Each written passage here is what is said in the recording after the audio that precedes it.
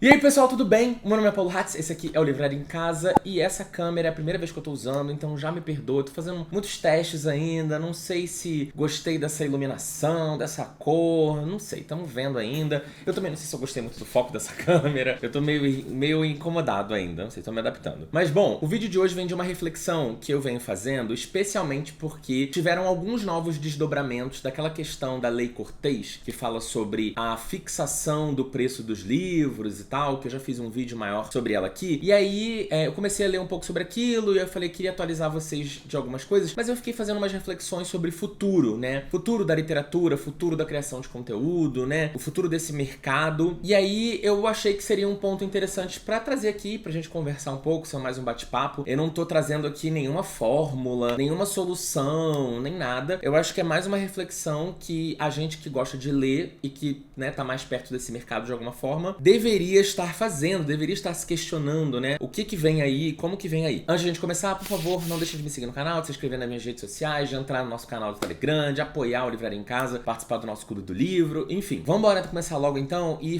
tocando já nesse ponto da Lei Cortês que eu falei pra vocês, que é essa lei da precificação do livro. Eu não vou repetir tudo que eu já falei no primeiro vídeo, o objetivo aqui é ser um pouco mais sucinto e dar mais as novidades, mas num resumo de 10, 20 segundos, é uma lei que tá tramitando no Congresso e que fala sobre a fixação do preço dos livros durante o período de 12 meses do lançamento dele, né? Por mais 12 meses, todas as lojas têm que praticar o mesmo preço daquele livro, o máximo de desconto que elas vão poder dar é de 10%. Esse basicamente é o resumo do que é a lei, do que é o projeto de lei, tá sendo discutido, né? A PL. E aí tá tendo o encontro de editores, livreiros, distribuidores e gráficos, organizado pelo pessoal da CBL, que é a Câmara Brasileira do Livro, e teve um painel para falar um pouco mais sobre a aplicação da lei, enfim, etc, etc. E algumas coisas apareceram ali nessa discussão que eu achei interessante de trazer aqui pra vocês, pra gente já começar a pensar um pouco sobre esse assunto também, que você vê que a treta do mercado literário, a treta do mundo literário, vai muito além dessa questão de grandes lojas, de desconto, de preço muito baixo, etc. E você vê que existe aí uma treta que eu já meio que sabia no paralelo, mas aqui eu acho que ela ficou bem documentada, que existe um conflito, né, um atrito aí entre as livrarias e as editoras. E quando eu falo livrarias, eu nem tô falando de grandes nomes, tô falando de livrarias de uma forma geral, principalmente representado pelo Alexandre Martins Fontes, que é presidente da ANL, né, Associação Nacional das Livrarias. E o Alexandre, além de presidente da ANL, ele também é editor e ele também é livreiro. Ele tem uma livraria, a Livraria Martins Fontes. E como eu falei pra vocês, eu acho que ficou bem claro ali essa treta entre editoras e livrarias, é quando eles falam sobre essa modalidade que existe aqui no Brasil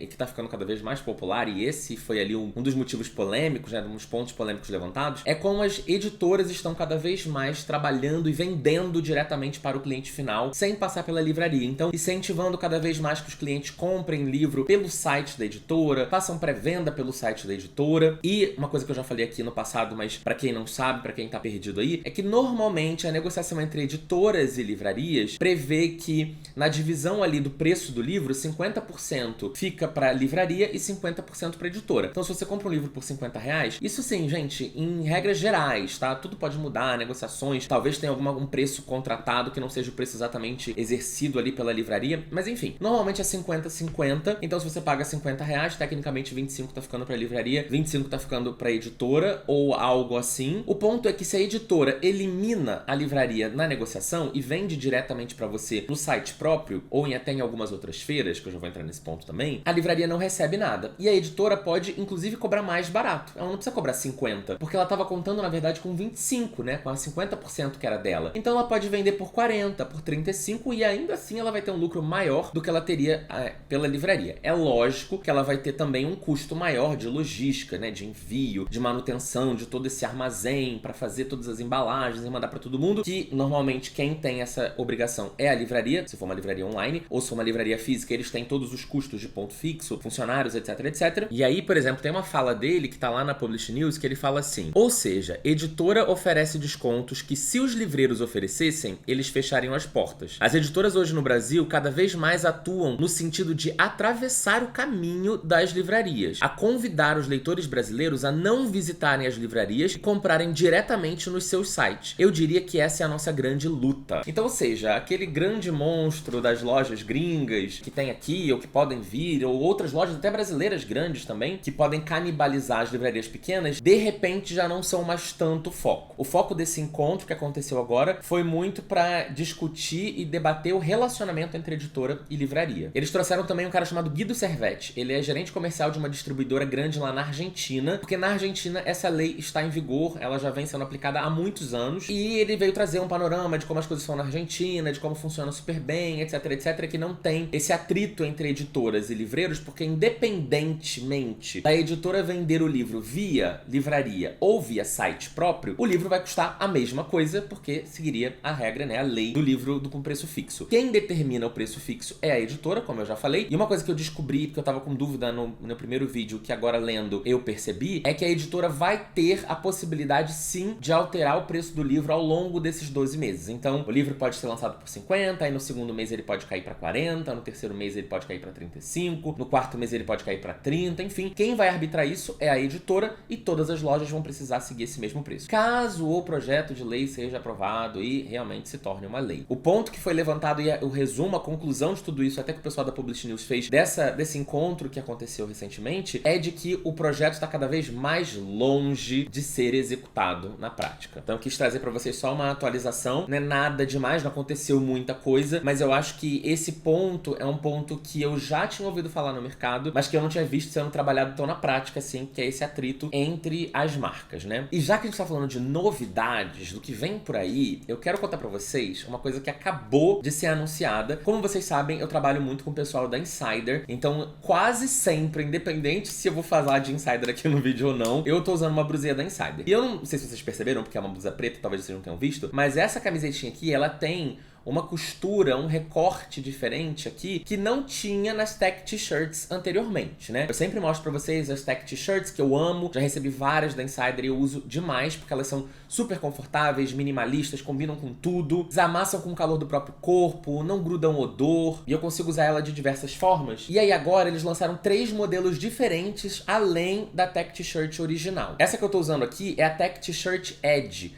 Ela tem realmente essa costura aqui, que eles chamam de um modelo raglan, né? Então ela tem essa divisãozinha, que dá um aspecto um pouco mais esportivo. E ela tem uma gramatura um pouco maior, um pouco superior à da tech t-shirt original. Então ela pesa um pouquinho além. Mas eu consegui sentir no toque, assim, sabe? Eu acho que eu senti um toque um pouco mais suave, sabe? Ela continua com aquela divisão, né? 92% desse tecido modal e 8% é elastano, então ela estica. E muito importante frisar isso quando eu falo de Insider. A Insider tem uma preocupação gigantesca com sustentabilidade, com ecologia, com natureza, com o nosso futuro. Esse material aqui, o modal, ele é produzido de uma forma que precisa de muito menos água do que o algodão. Ele também não precisa de pesticidas, enfim, de todos esses poluentes que a gente cada vez mais consome. Importante frisar também que na colheita da matéria-prima para a produção do modal, outras plantações são feitas para que depois haja colheita. Então, é um consumo que se retroalimenta, então não é um consumo predatório da nossa natureza. Um outro modelo que eles fizeram é a Tech T-shirt Heavy. Eles me deram esse modelo que eu vou usar em breve, numa próxima. É uma camiseta branca que eles me deram, gola redonda também. E a diferença é que ela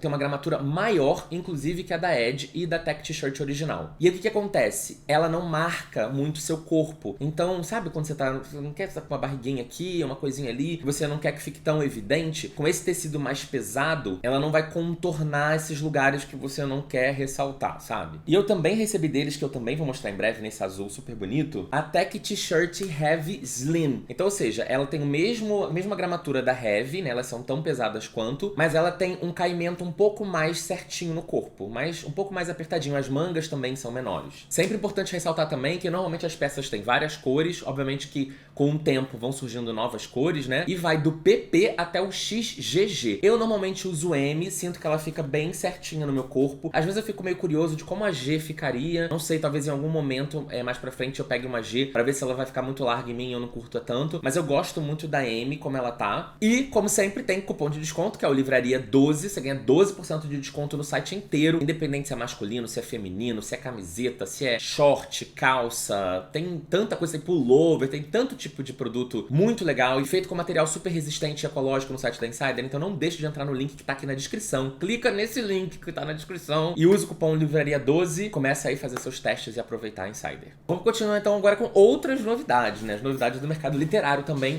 e não só da moda, como eu estou sempre na moda. Uma das minhas preocupações quando eu tava fazendo esse vídeo e que me fez fazer algumas pesquisas e ler algumas coisas sobre esse futuro do mercado literário, da literatura como um todo, do conteúdo literário e tal, foi uma preocupação que eu tenho, porque eu venho percebendo, até lendo essas estatísticas que eu já compartilhei aqui em outras redes e tal, que o consumo de ficção vem dando uma diminuída. Especialmente agora, pós-pandemia, né? Eu venho percebendo que o consumo literário veio dando uma caída, principalmente quando a gente tá falando de ficção. E isso, pra mim, acende um alerta, né? Um sinal que me deixa um pouco preocupado de como que vai ser daqui 10, 20, 30 anos, a gente como sociedade, especialmente no Brasil, o que as nossas próximas gerações vão fazer a ficção crescer ou diminuir. Eu até trouxe alguns pontos aqui que eu vou falando também ao longo desse vídeo, pra gente fazer uma reflexão sobre a geração Z, sobre a geração Alpha, que vem aí depois da Z, umas diferenças em relação, por exemplo, a mim, que sou millennial. Por exemplo, uma coisa que eu venho reparando aqui no Brasil, que já é uma realidade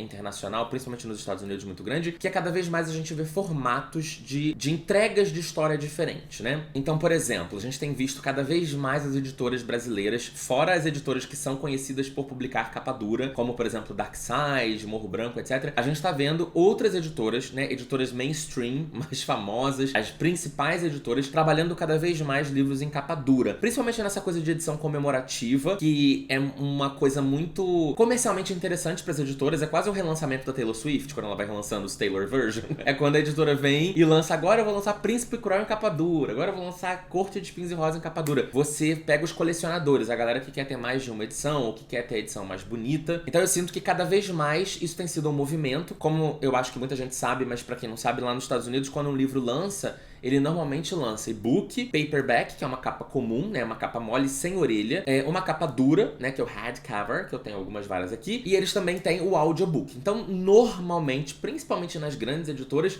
os livros saem nesses 4 formatos quase que de cara. Às vezes o paperback sai antes do hardcover, às vezes o hardcover sai antes do paperback. Tem algumas diferenças aí, mas normalmente esses 4 formatos saem ao mesmo tempo. E aqui no Brasil isso não acontece. A gente tem e-book e livro físico, que normalmente é capa comum. E aí o que acontece muito no Brasil é ter a capa dura, mas não como uma opção, e sim como esse livro aqui só tem capa dura. Então se você quiser comprar, você vai ter que comprar a capa dura dele. Não tem muita opção. Então eu sinto que talvez o mercado brasileiro venha nessa proposta no futuro, talvez de trazer os livros com mais formatos. Por exemplo, o que aconteceu com Quarta Asa, né? Desde cara já saiu e-book, livro físico capa comum e livro físico capa dura. O audiobook é uma outra conversa, inclusive, que me deixa muito na dúvida se o audiolivro, o audiobook, vai pegar no Brasil. Agora a gente tem a Audible, e a Audible veio pro Brasil com uma proposta bem agressiva, onde eles estão basicamente produzindo os audiobooks para as editoras e fazendo um acordo com elas ali de divisão de receita, porque inicialmente a proposta era as editoras produzem os seus audiobooks e aí algum outro serviço, né, de aluguel, de streaming, etc, de audiobook, poderia hospedar aquilo ali e ter uma divisão de receita também. O que a gente viu na Amazon foi um investimento, basicamente, até infraestrutura, para começar a produzir seus próprios audiobooks. O ponto é, vai virar a chave no Brasil? As pessoas vão se adaptar? Eu acredito muito que classes sociais mais altas, potencialmente sim, e principalmente quando a gente tá falando de não ficção. Essa galera normalmente tá dirigindo, né, tá fazendo academia, etc.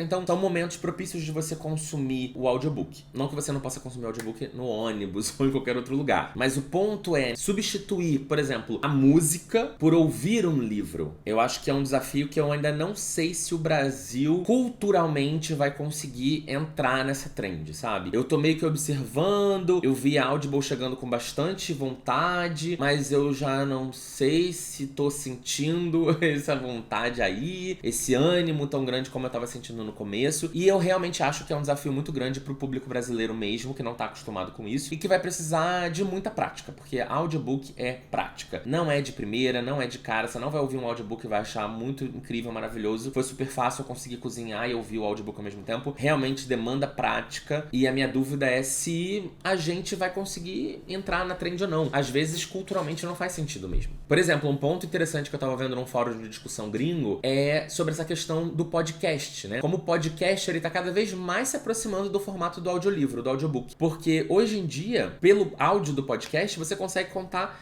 histórias inteiras. Por exemplo, o Chico Felitti, né, ele vinha lançando diversos livros contando histórias e fazendo, né, basicamente livros documentando fatos, enfim, de cultura pop ou o que quer que seja, ou mesmo de curiosidades brasileiras ou de personagens brasileiros como João de Deus, É o Que Maravilha, enfim. Mas o próprio Chico já descobriu que ele pode fazer a mesma coisa no formato podcast. A quantidade de gente que foi mobilizada, por exemplo, quando ele fez o podcast da Mulher da Casa Abandonada, perto do alcance literário que ele teria se fosse escrito como um livro, né? Mesmo que um livro de não ficção, acho que fez ele repensar algumas coisas, talvez não desistir da escrita, mas pensar nesse formato como um complemento.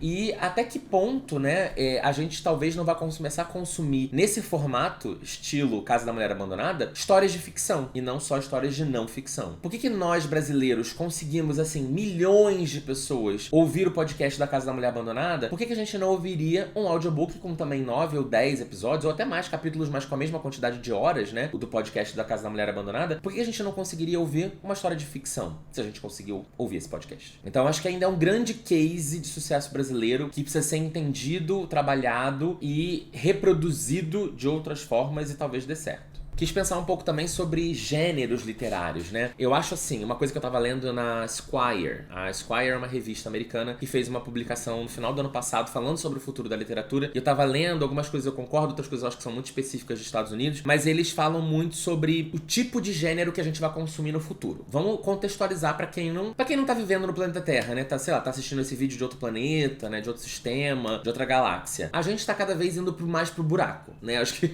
sem querer despertar o gatilho de ninguém, porque isso é um grande gatilho pra mim, mas a gente tá cada vez indo mais pro buraco, né? O planeta Terra tá... O ser humano, não é o planeta, o ser humano está cada vez mais cavando a própria cova. E a gente já está vendo cada vez mais os desastres acontecendo e tal. E uma coisa que me fez refletir sobre isso, até antes de ler a matéria da Esquire, foi quando teve a pandemia, vários livros de distopia, principalmente livros que tocavam nesse ponto de vírus, etc., e de apocalipse e aquela coisa toda, bombaram muito. Eu lembro até que foi aquele livro Estação 11, como é que é o nome mesmo? Estação 11. Esse livro Estação 11 teve um lançamento bem modesto aqui no Brasil, na época que ele saiu, anos atrás, e aí na pandemia ele teve um boom, de repente todo mundo começou a ler ele porque ele fala sobre um vírus e tal. Então assim, hoje a gente tá vendo que o mercado ele tá muito dominado, os grandes sucessos, né, por romantasia e por romances como um todo, né, que pode ser um estilo L. Hazelwood ou até um estilo mais Colin Hoover, e aí tem variações dentro do romance, mas eu acho que o romance e a romantasia, que não deixa de ser um romance, mas com aspectos fantásticos, hoje são os grandes carros-chefes da ficção, pelo menos, né? Que dão muito dinheiro pros autores, pros editores, que sustentam grande parte do mercado literário, não só no Brasil, mas acho que talvez no mundo, não sei, nos Estados Unidos, em alguns países da Europa, talvez. Mas eu acho que quanto mais passar o tempo e quanto mais as crises ecológicas se aprofundarem, eu acho que mais a gente vai gravitar em torno de ficções científicas, voltar, né, para as ficções científicas, mas não essas ficções científicas muito louconas, acho que coisas mais próximas da nossa realidade. A própria Esquire fala sobre isso, fala sobre volta de distopia, fala sobre volta de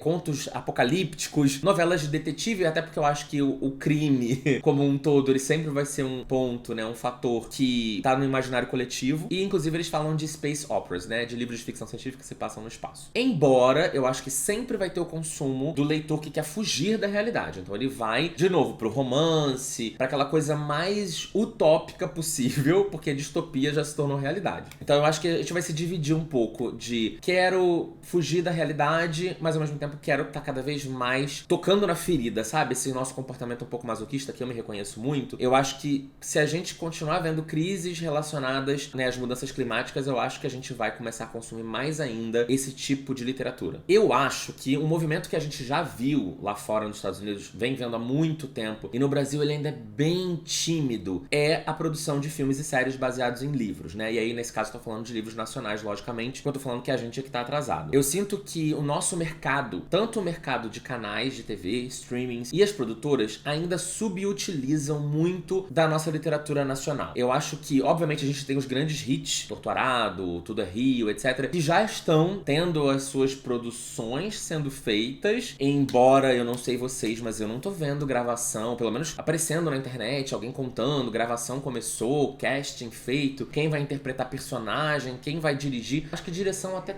tem de um ou outro, mas assim, mais detalhes ainda não tá acontecendo. Não tá demorando muito, a gente não tá perdendo time. Eu acho que o brasileiro tem um pouco dessa demora de aproveitar esses momentos, né? Torturado foi um grande hit, já tem praticamente 2 anos ou mais, e até agora a gente ainda não viu nada, né? Nada de audiovisual que eu tô falando. E eu acho que muito porque existe um gap, existe um buraco aí nesse mercado. Inclusive, já tô aí falando, já conversei com outras pessoas que eu gostaria muito de preencher esse gap no mercado. Eu acho que ainda existe um gap no mercado onde essas grandes cabeças que comandam o audiovisual brasileiro ainda tem pouco entendimento, conhecimento da capacidade literária brasileira. Eu acho que é isso. O Torturado cai na mesa dessa pessoa. Mas os livros YA, ou até outros tipos de livro que não sejam YA, mas livros mais comerciais, talvez não estejam chegando na mesa dessa galera. E tem histórias muito boas que o livro não precisa ter tido 500 mil cópias vendidas. O livro pode ter tido 10 mil cópias, 20 mil cópias, o que já é um grande sucesso no Brasil, vamos deixar claro. Mas às vezes a ideia do livro é muito boa. Você consegue não só trazer aquele público ali, né, que o livro já tem, mas aproveitar uma história que já tá pré-criada. Você vai precisar fazer uma adaptação, obviamente, pro roteiro, mas já tem uma história ali pré-criada. Na minha teoria, eu acho que quem precisa fazer essa movimentação é a Globo.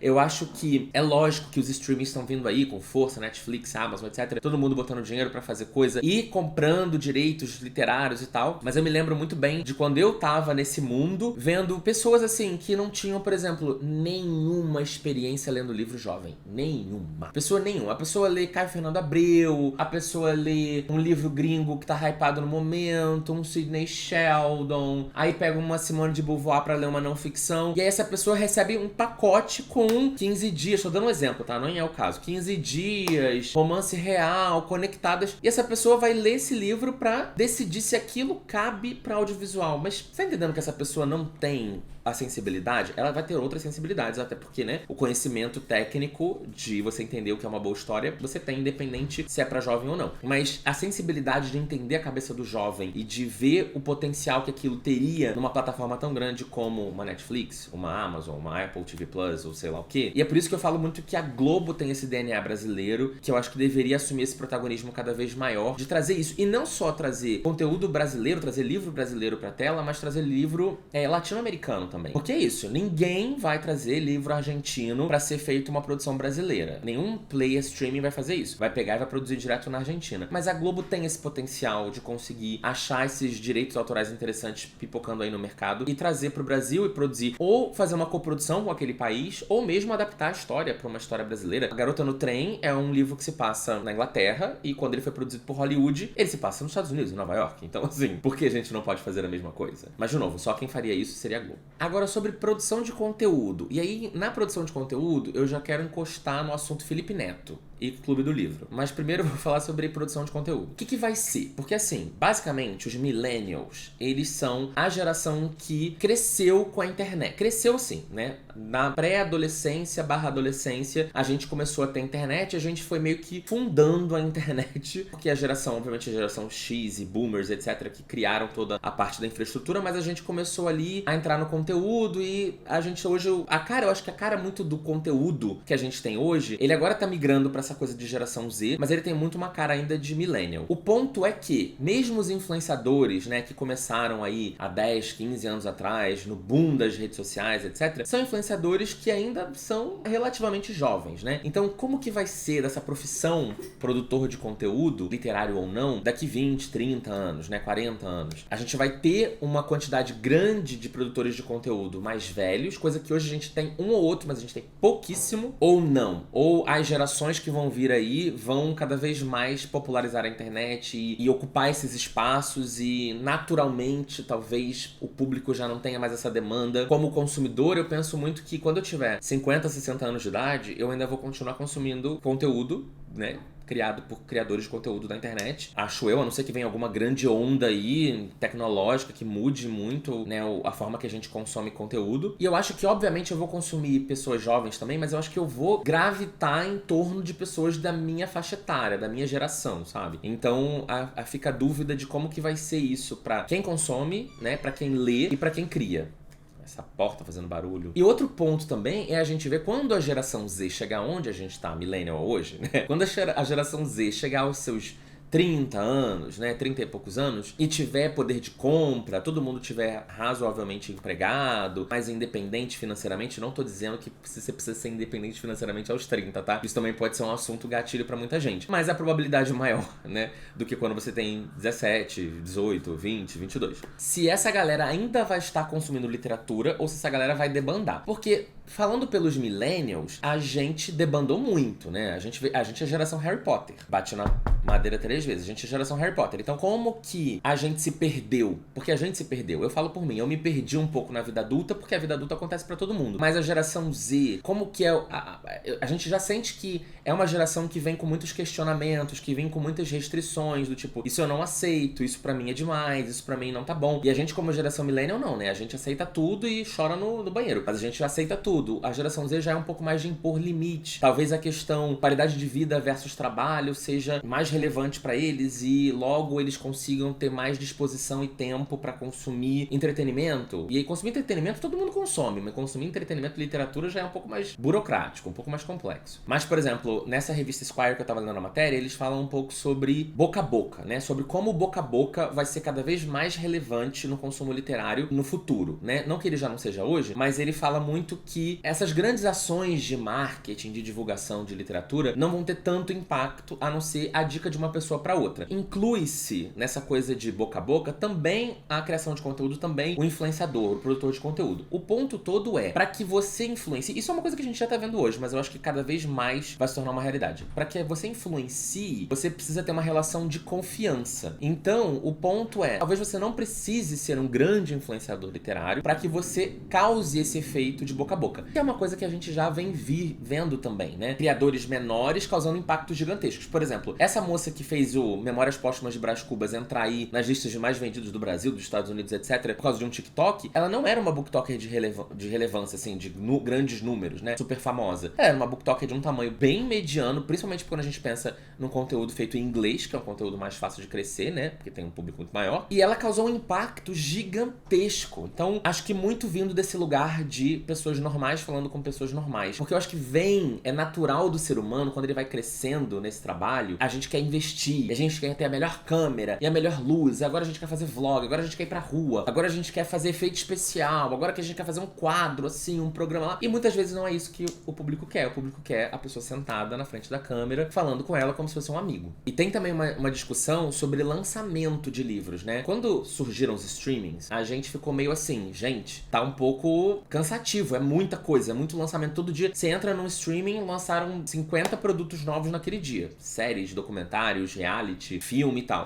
Aí você entra no outro streaming, tem mais 20. Você entra no outro streaming, tem mais 10. É impossível todo mundo consumir toda essa quantidade de coisa. E o que acontece é, as coisas vão se pulverizando, né? Então, as séries vão tendo menos visualizações porque as pessoas não conseguem dar conta de consumir aquilo tudo. E na literatura, eu acho que a gente nunca fez muito esse movimento de... Gente, é muito livro que lança, né? Tipo, de todos os gêneros possíveis. E até dentro dos gêneros que a gente gosta, mesmo assim, sai muita coisa o tempo todo e a gente não consegue nem acompanhar. E aí, o que eu tenho visto também nessas pesquisas que eu fiz é de como talvez a curadoria das editoras vai começar a ser um pouco mais colocada em prática. Então, por exemplo, sei lá, vamos pensar em Todavia, que é uma editora que publica livros mais cabeça, digamos assim, né? Torturado, por exemplo, publicado pela Todavia. Você pensa assim, não, a Todavia publicou um livro, eu nem sei do que é, mas se a Todavia publicou, eu confio na curadoria deles. Isso é uma coisa que hoje em dia ainda não acontece tanto, eu acho que com algumas marcas sim, mas não com, principalmente com as grandes não, tipo Record, Intrínseca, Companhia. A Companhia eu acho que ela até tem uma reputação da galera confiar um pouco mais na curadoria dela, mas eu acho que isso ainda não é algo muito colocado em prática. É lógico que histórias, autores, né,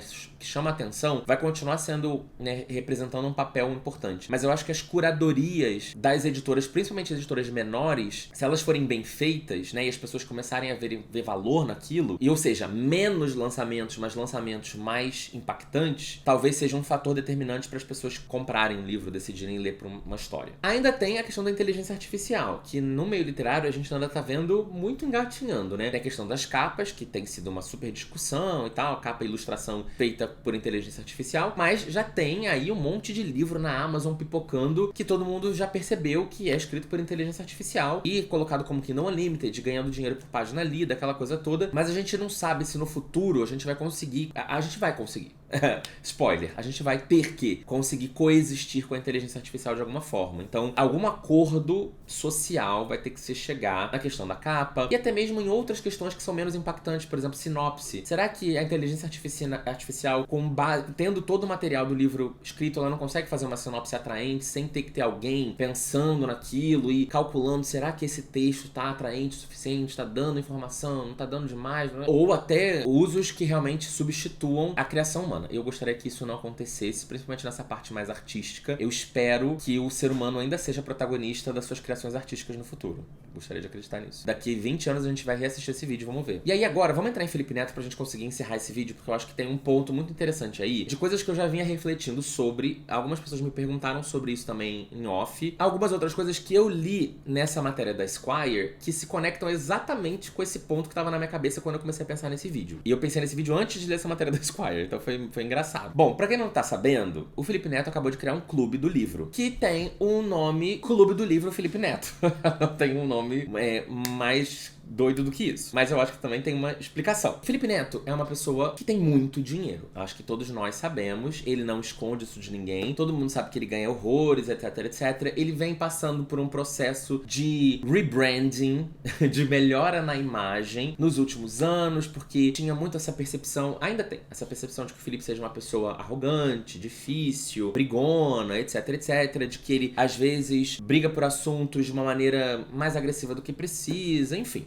Já fiz um vídeo sobre isso aqui no canal, inclusive no ano passado. E aí o ponto é, beleza, Felipe é leitor, né? Felipe começou com essa coisa de postar sobre os livros que ele tava lendo nas redes sociais. Já de algum tempo ele vem fazendo isso, acho que 1 ou 2 anos, até que agora surgiu a questão do clube, que o primeiro livro do clube é o livro que ele tá lançando agora. Mas enfim, a proposta dele, pelo que eu tô lendo, não tem ainda muito uma estrutura feita. Ele até tava falando de, eu acho que talvez vai ser um livro adulto e um livro jovem no mês, ou em meses intercalados, então a coisa ainda tá se estruturando, pelo menos no momento que eu tô gravando esse vídeo. O ponto é que, beleza, o Felipe gosta de ler e pelo que eu sei, a literatura foi muito importante pra ele nesse processo de descoberta da depressão também, e de lidar com isso tudo, beleza, legal. E o Felipe, assim como qualquer ser humano do mundo, pode fazer conteúdo de livro. Não é porque ele faz conteúdo de XYZ ou porque ele fez isso ou aquilo que ele não pode fazer conteúdo literário. O mercado literário, e isso inclui os leitores também, vem mudando um pouco essa percepção com o Felipe desde aquela época que aconteceu aquela treta na Bienal do Rio, né, dos livros que foram censurados pelo Crivella, o prefeito. Também vem passando por uma mudança na posição política do Felipe, porque o Felipe foi muito vocal anti-Dilma, o Felipe foi muito vocal anti-Lula, falou abertamente que ele votaria em qualquer pessoa contra o Lula, inclusive Bolsonaro, e hoje ele tem uma postura extremamente anti-Bolsonaro e tá muito mais próximo do governo, e a gente sabe que o meio literário é um meio muito mais progressista, né? Um meio muito mais de esquerda do que de direita, ou conservador, ou enfim, como você queira chamar. E isso é importante, inclusive, até pra esse momento agora em que ele tá trabalhando nesse mercado, né? Com esse público e com essas marcas. Porque daí vem naquela coisa, né? O Felipe, ele é muito inteligente e esperto. E esperto não é uma coisa negativa, tá? O Felipe é muito inteligente. Ele não ia criar um clube do livro do Felipe Neto com logo, com marca, com conteúdo, etc., se ele não tivesse vislumbrando oportunidades comerciais com essa empreitada. Senão ele ia continuar compartilhando as leituras dele no Instagram e no Twitter, que ele já vinha fazendo. E você percebe que é tudo muito estratégico. Por exemplo, a logo do clube. Ela é uma logo super simples, assim como o próprio nome do clube é super simples. É uma coisa meio uma explosãozinha com uma coisinha redondinha e tal, que facilmente essa logo vira um adesivo que facilmente vai aparecer na capa de um livro que o Felipe Neto recomendou e que bombou e que explodiu e que ele recomendou no Clube do Livro e que todo mundo gostou, etc, etc. Porque a gente sabe que exatamente isso aconteceu quando a Reese Witherspoon criou o seu próprio clube, que é um dos clubes de maior referência na literatura mundial. O Clube da Reese e o Clube da Oprah. São 2 clubes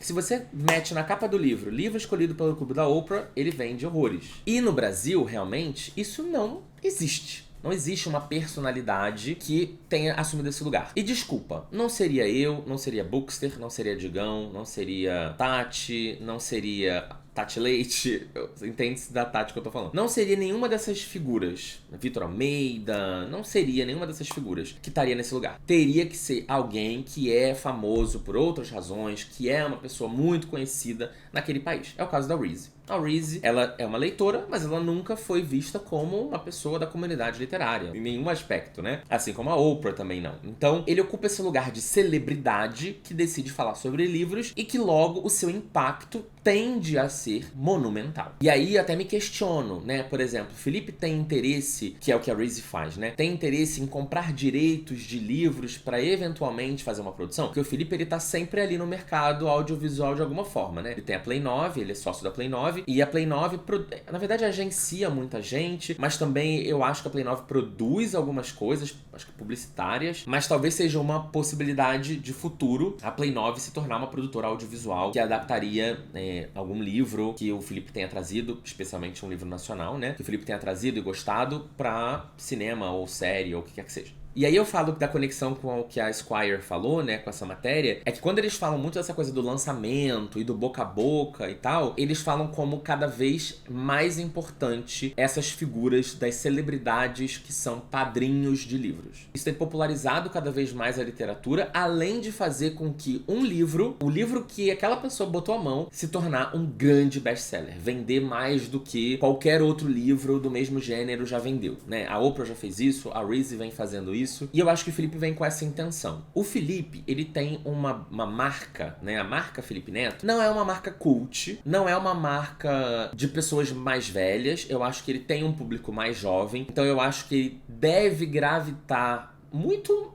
até num conteúdo meio parecido com o meu aqui, de alguns livros jovens. Eu acho que ele tem uma tolerância para livro jovem muito maior do que eu, mas alguns livros jovens, principalmente para agradar o público jovem, e alguns livros que não são jovens, mas que são muito hypados, best-sellers gigantescos, tipo Evelyn Hugo, tipo Colin Hoover, tipo Biblioteca da Meia-Noite, né? Livros que ele consegue ainda assim trazer um público jovem e um público não tão jovem, mas um público que também não é velho, sabe? Um público ali de seus 20 e poucos, 30 e poucos anos. Velho, olha que expressão feia. Então, assim, na verdade, é lógico que o Felipe vai comer um espaço publicitário, financeiro, muito grande. E, como eu já disse, a pizza de dinheiro publicitário que as marcas têm é a mesma. Inclusive, a tendência é que ela reduza, né? Porque a gente tá em visto, como eu já falei, uma redução na quantidade de livros vendidos, né? Nos últimos anos, principalmente de ficção. Eu já falei isso no outro vídeo, que o faturamento ainda não caiu porque o preço médio subiu, mas a gente sabe que em quantidade tem sofrido uma redução aí.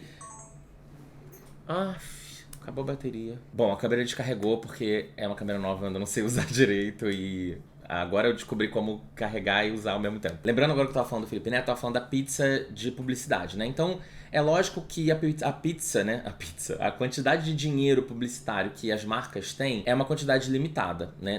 E essa quantidade tende a diminuir, inclusive. Espero que não, mas tem essa possibilidade. Então, é obviamente que quando chega o Felipe Neto, que é um tubarão de 200 mil toneladas perto de mim, que sou um peixe beta, né, comparado a ele, é lógico que ele vai abocanhar uma fatia muito grande. Não é qualquer editora que vai ter dinheiro pra bancar, e também não acho que é toda editora que vai querer bancar, né, mas, ao mesmo tempo, vai ter uma redução aí. Eu não sei, eu acho que, assim, eu não tô muito preocupado com isso não. Eu espero que ele consiga movimentar realmente o mercado, fazer mais gente comprar livro, fazer mais gente ler, porque se isso acontecer, então o buraco que ele vai causar no mercado publicitário literário vai ser preenchido, porque ele vai causar um boom de vendas, um aumento na popularidade da literatura, que é o que a gente quer no final das contas, né? Então, enfim, estou aí vendo qual que é, tô acompanhando, tô seguindo, tô vendo o que vai acontecer aí pra frente, principalmente essa questão de negócio. Eu tô um pouco curioso pra ver pra onde que ele vai jogar, mas é aquilo, o Felipe não é bobo nem nada, isso aí não é hobby não, tá? Isso aí tem dinheiro sim, se não tem ainda, vai vir. É isso, espero que vocês tenham gostado desse vídeo, já falei horrores, eu achei que eu ia fazer em meia hora, são 1h05 falando aqui,